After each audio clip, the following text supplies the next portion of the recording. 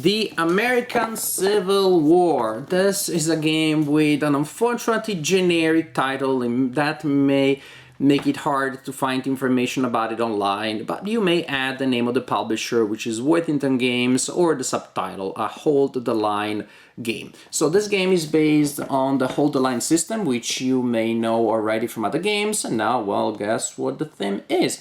We are in the American Civil War, blue versus gray, two-player game. However, it can also be played solitaire by a single player controlling both sides at the best of their possibilities. There's enough uncertainty in the game that you will be surprised all the time, that you will have the joy of figuring out how to deal with those unpredictable events that will happen all the time. And yet, you will still try to lead both sides towards victory or towards the best possible outcome for them. It is a scenario-based game. That means that you have a fairly generic map and you'll be able to set it up in different ways with different terrain and forces for each battle, which means, of course, a lot of replay value. Without further ado, let me show you how the game works. The game is played on a mounted board that per se is devoid of any feature, but you will use terrain tiles to create different types of landscapes depending on the scenario that you have decided to play. You have a large, or at least a very good number of scenarios. They come with, of course, different setups concerning units, concerning terrain, concerning victory conditions, so a lot of replay value there.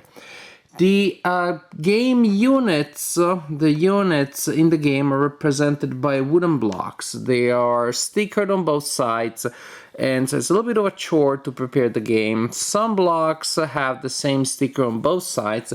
Some of the blocks have a side that is different from the other, which is called the flag side.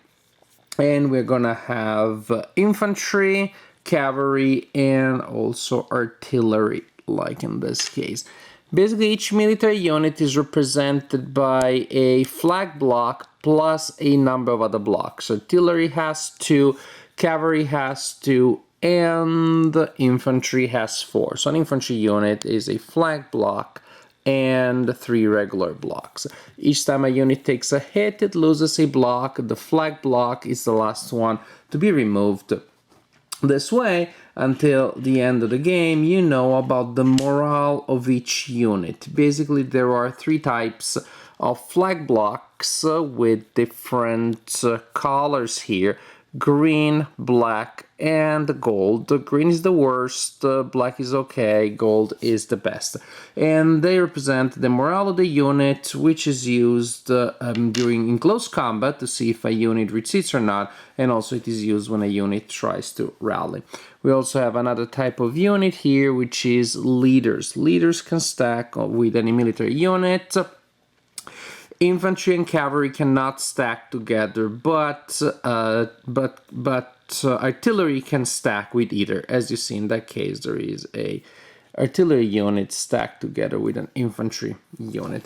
And here is how the game more or less may look like at the beginning of the game. In fact, what I've set up here is Champion Hill, which I'm gonna play solo after I film this segment. Now, each turn, players will receive a number of standard basic action points that is described in the scenario. Then each player will roll a die to add a random number of points to those fixed points. If you roll 1 to 2, you get an extra action point, 3 to 4, 2 extra action points, 5 or 6, you get 3 extra action points. Suppose the Confederates start with 4, and now for this turn they have 5. You use the game track, which is also used as a turn track. Also, you can use that to keep track of how many action points a player has. So a player will go and spend their action points activating units, then the other player does the same, spending their action points. Then the turn is over, and you repeat until one of the players meets the victory conditions of this scenario. When you activate a unit, you can spend a movement point. You can spend an action point to have it move, and as you can see here, most units have a movement, well, of 1. Most units meaning because most of the units will be infantry. Then you have artillery also, but cavalry and leaders can move by 3 for 1 action point. Leaders don't need to spend an action point if they're moving together With infantry, you can move an extra movement point, you can move by an extra space, as long as you don't move adjacent to enemy units. That is called a force march. There are a couple of other wrinkles about movement, but the basic idea is spend action points and your units will move. And will move to do what? Well, they probably want to get in contact with the enemy or as close as possible to the enemy. And suppose after a couple of turns, this is the situation. Now, to attack an enemy, you spend an action point. If you're firing against an enemy, you calculate the distance, you take into account the terrain of the X in which you're firing. You also take into account the distance. I think I already said that. So you take into account the type of unit, of course, and then you look at display array. They will tell you the number of dice that you roll when you are firing, and the number to hit depending on the distance. Say infantry can fire up to 2 axes away. It always rolls 3 dice, and when firing from 1 axe away that is adjacent, will hit on a 5 or a 6, or from 2 axes away will hit on a 6 only. So you roll those dice, and each number that you roll, which is equal to or higher than the number to hit, boom, is a hit, which will reduce the enemy unit by 1 point, but by 1 block. But again, remember, you also have to take into account modifiers based on terrain. When you move adjacent to an enemy, well, if you start your turn adjacent to an enemy, you can spend 2 action points to declare close combat. Then, of course, you have more chances of hitting, say here with infantry 4 to 6 on 3 dice. That's pretty good.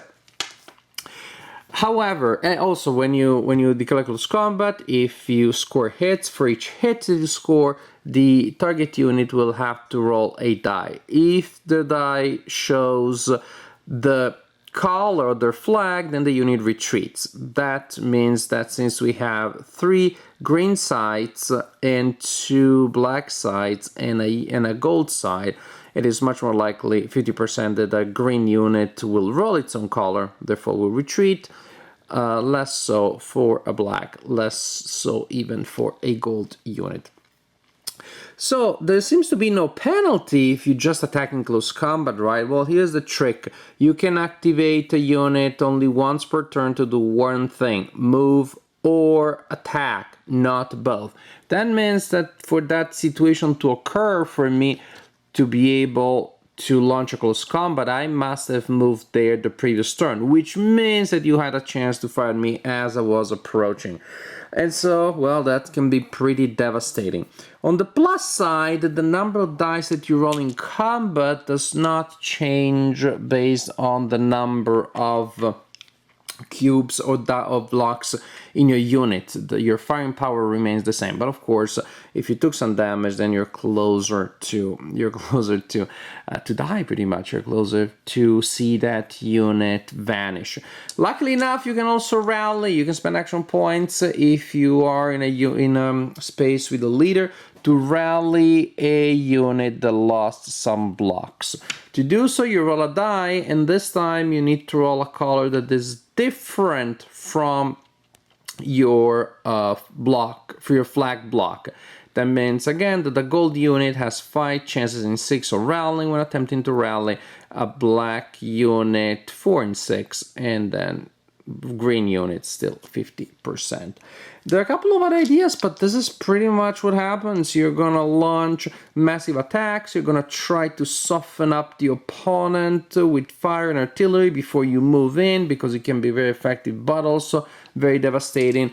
Pick a charge kind of situation in which, well, you get to stand a lot of punishment before you can actually do something relevant to the opponent. But this is a general idea. Spend your action points, move and or attack, and, well, you continue like this until one of the players wins based on the victory conditions of the scenario.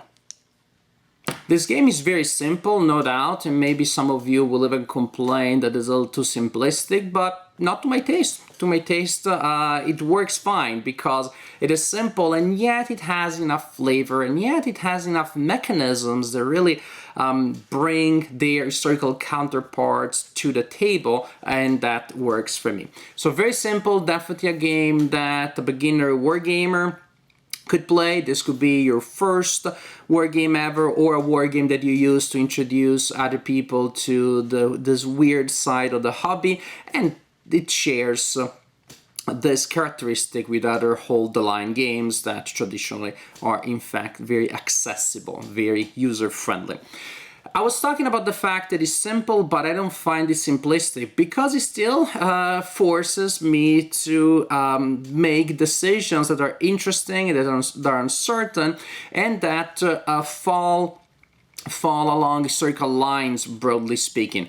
Meaning, close combat is pretty good if you can pull it off, if you're not destroyed by the time you get there. And so, well, you can pick a charge, and then you should not be surprised that it ends up exactly the way it ended historically.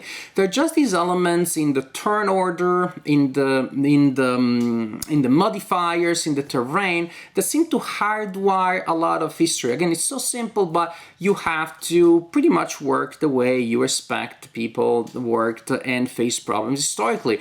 Before you reach a strong position, you don't want to march across empty terrain for too long. Biggest charge again. You want to mollify them a little bit with artillery, with simply firing at a distance. As you then close, you need to mass people, again, to be able to mollify, to soften up your opponent, because when they're in a defensive position, it's going to take a lot of die rolls before you do any significant damage. Then again, the idea of the cohesion, the idea that you need a line of people that are next to each other. This way they can all hit the same target, they can put together their fire. Even if you can outflank an enemy, then you can shoot at an enemy from 3 different positions.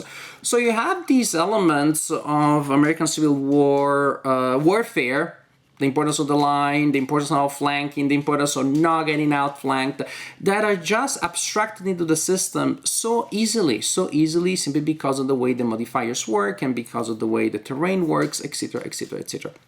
You have what I think maybe a bare bone, again, a minimalistic game about the American Civil War, but that it has enough historical flavor to me not to feel abstract, to feel like this is a game about this theme.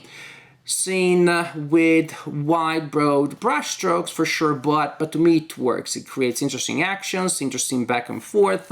Again, uncertainty in other types of games that would be unwelcome. I don't mind even fairly massive doses of luck in wargaming. Actually, it seems that I'm more tolerant of random elements in wargaming than other players are, and that's, of course, the right amount of randomness is in the eye of the beholder. I can only share my impressions and opinions.